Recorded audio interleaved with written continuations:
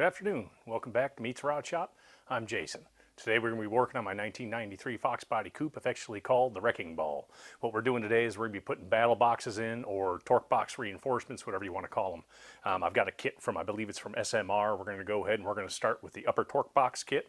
And we're going to weld that in, and I'll show you how to do it. Let's get this car lifted up a little bit, and we'll get you up underneath the car, take a look at it. All right, let's do it. All right, this is the kit we're going to be installing today. It's from SMR. You got your lower battle boxes here, your torque box reinforcements. These are the top plates that go in underneath your rear seat, and these are the two plates that go in there next to your control arms. We got the bolts for the upper kit, lower kit here, and then you got your top plates that go for your upper boxes here that go inside the car, and then you got your lower plates that go on underneath the car. So I'll go ahead and we'll get you inside the car here. We'll drill up some holes, and then we'll knock this out. All right, the first thing underneath the car, what you're going to do is there's a hole here at the top of each torque box. So you can see it here. I'll try and get you in up closer. I'll put a picture in there later on here. You can see the hole a little bit clearer. But you're going to take a 1/2-inch drill bit, try and use one that's sharp, not like my personality, you know, dull. But then just put it up in there. You want to drill as straight as possible. Drill it up through the floor pan.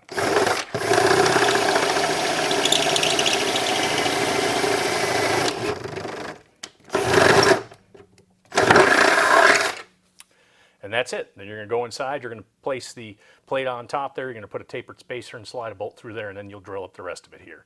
So let's get you inside, we'll take a look at them torque boxes. All right, as you can see inside the car here, you can see the hole that we drilled up through the floor pan. This is actually the one I did on the passenger side already. But here's that upper plate from SMR that you got to place on there. So you'll place that plate over there, let it hang. And then this kit comes with 1/2-inch bolts and a beveled spacer. So you slide the bolt and the beveled spacer on top of the plate and drop it down through that hole in the floor that you already drilled.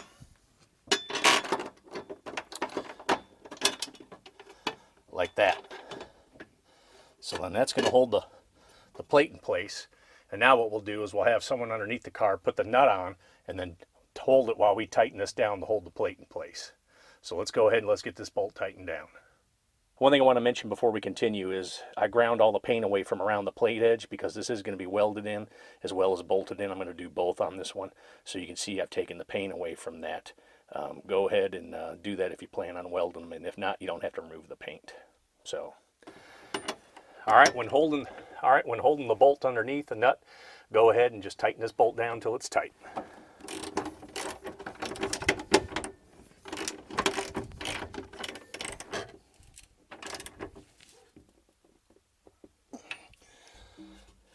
Wow, it's spun. Now see, there needs to be a washer on. That's the one thing I don't like about this kit is there's no washers for the bolts. So the spacer is spinning as the bolt is tightened. All right, we've come into a little issue installing this kit that I'm not happy with. The kit that came with this, if you see here, you've got a beveled spacer that goes around the bolt. So this will actually go down against the floor pan on the inside. The bolt comes up from underneath, and then you run a nut in on top. The issue I'm having is the nut they supplied me with, it's not a flange nut, it's a regular nut. So when it's on an angle and you go to tighten it up without a washer, the nut's grabbing the collar and it's spinning the collar and it makes it hard to tighten up. On top of that, the way they had you drill it, they have you drill straight up through the floor, and when you do that, the floor pan underneath the car, the torque box underneath the car is on an angle. So when you put that bolt straight through, I guess I don't have a, let me see if I got a mount hole. So when you try to put that bolt straight through, it ends up not being flush on the bottom of the floor pan underneath there, and it creates a high spot where the head of the bolt's torqued down. So I drilled through the floor pan straight through, and now you put that big spacer on there, and then you put the nut on and everything else, and it's sticking out that far from the bottom of the floor. So what I did is I threw these away, and I went and I bought, I think they're 3.5-inch grade 8 bolts, so they're shorter, and I just used a washer on the top side, which is actually inside the floor pan on that upper plate there. And then I tighten it down, and then what I do is I spot weld the bolt and the nut in place on the bolt, and I'll cut it flush or flush with the top of the nut anyway. That's after I weld in the upper support, but I'll bring you in the car and show you what I'm talking about. All right, this is what we're looking at here. So you can see the plate's been welded in on top. I got the bottom 2 bolts in, which we'll show you drilling those up here on the passenger side. But you see where that spacer was supposed to go. Now I got washers, and these washers aren't sitting flat either. This one is, but what I'll end up doing is I'll end up torquing these down a little bit better, and then welding the washer in place, and then that should fix that problem. All right, as you can see here on the passenger side, excuse me, on the driver's side, we've already drilled the hole through the bottom. Again, I didn't go straight up through the floor like SMR wants you to, because I don't like the way it positions the bolt. I think you end up side torquing the head of the bolt underneath the car that way, so I want it flush under the car. It'll make it easier to weld up here on top. So we've got it started here. We're going to go ahead, we'll tighten up this bolt, and then I'll show you the drilling procedure on how they want it done. All right, as you can see here, I've drilled the second hole, which is right here. It's a smaller 3/8 size hole. So this bolt's tight. I went ahead and I drilled this second hole through the plate and through the inside. So we're going to go ahead and we're going to install that bolt, and we'll tighten it down. And then once we tighten that down, we'll drill in the second bolt down here. And what you're doing is you're trying to keep this plate flush. So if you look, I'll try and bring you in here a little bit closer here. All right, so if you see, you can see that bolt is sitting flush against the plate here. If you drill straight up through the floor, since this is on an angle, that bolt head's not flush against the torque box, which is really what we're concerned about. We're trying to keep that torque box as straight and as squared to the car as possible. So that's why you want to put that bolt straight through the bottom. I'm not worried too much about the exterior or the interior floor, because I can weld those washers and nuts up to where they'll pick up the space. Down here though, I want that torque box, I want it as tight to the body as possible. All right, as you can see, we've put the bolt through here. We're going to go ahead and we're going to tighten it up now. And once we tighten it up, we'll drill the next hole. All right, now that we've got the car back up on the lift, we're going to go ahead and we're going to drill this bottom hole now.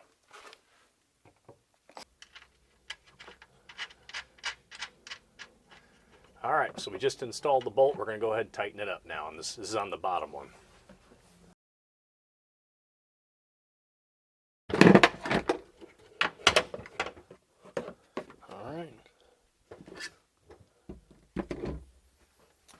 All right, now that we have the bottom 2 bolts tightened, we have the top bolt tightened, we got to drill this hole now. Now I pre-drilled a pilot hole in here from the bottom, so we're going to drill it from the top down, and then we'll install that 1/2-inch bolt from the bottom. All right, now that we've got that bottom bolt installed, we can go ahead and drill the last bolt, which is up through the floor. That's a 1/2-inch hole. What I like to use, I use a long drill bit to kind of give me a pilot hole through before I drive the 1/2-inch drill bit through there. All right, now that we have the pilot hole drilled for the last 1/2-inch bolt, we're going to drill it from the inside of the car down. And the only thing that we lack now is finishing up. You got your wrench?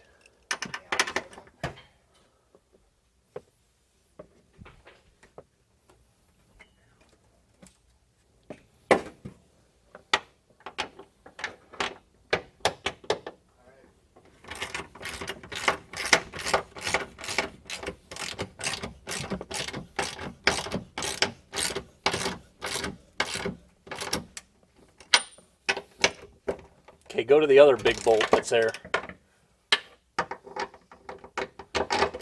You there? All right.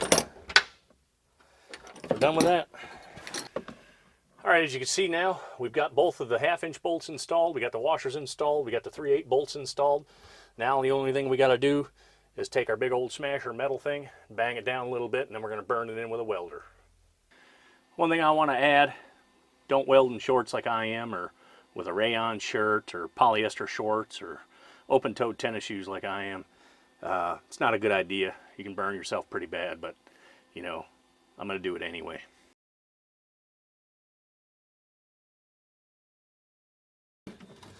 After you weld a little bit, get a little hot, take your smasher thingy here, and just knock it on down a little bit.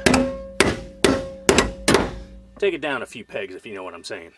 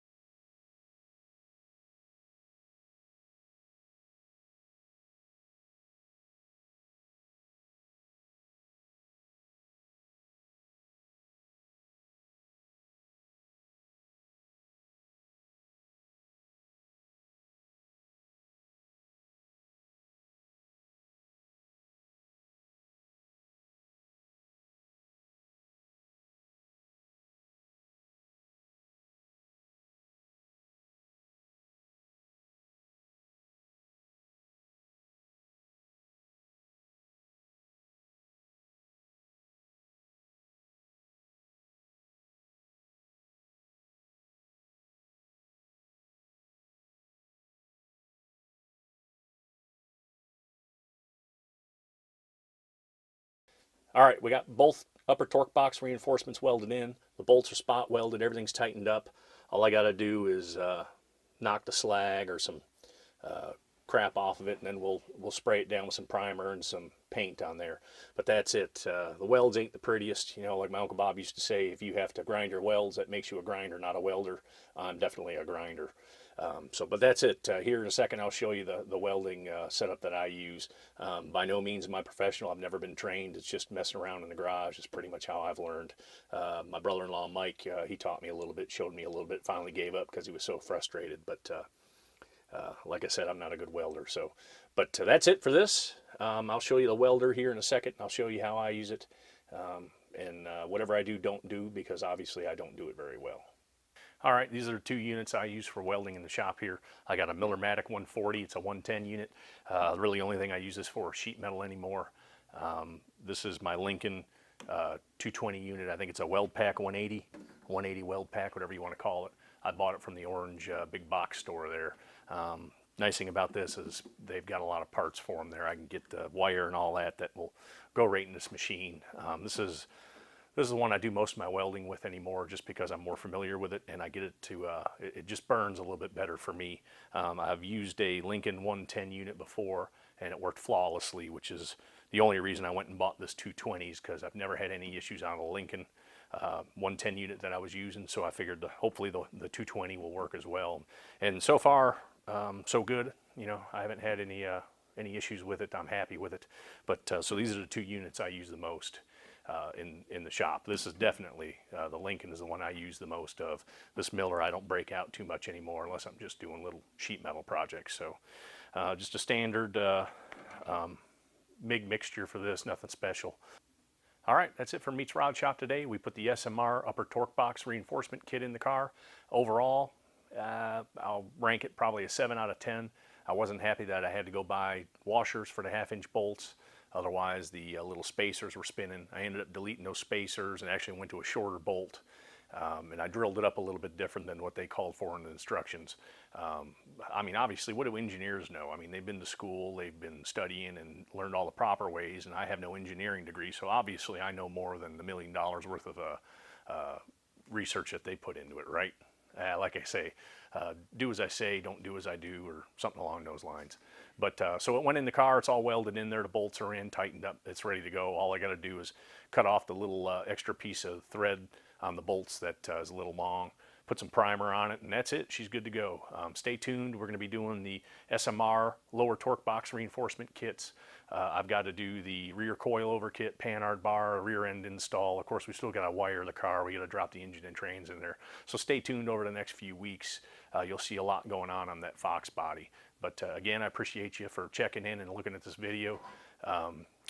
Like, subscribe, tell me what you like, tell me what you don't like. And that's pretty much it. So again, thank you for tuning in. Remember, keep your head up and your stick on the ice.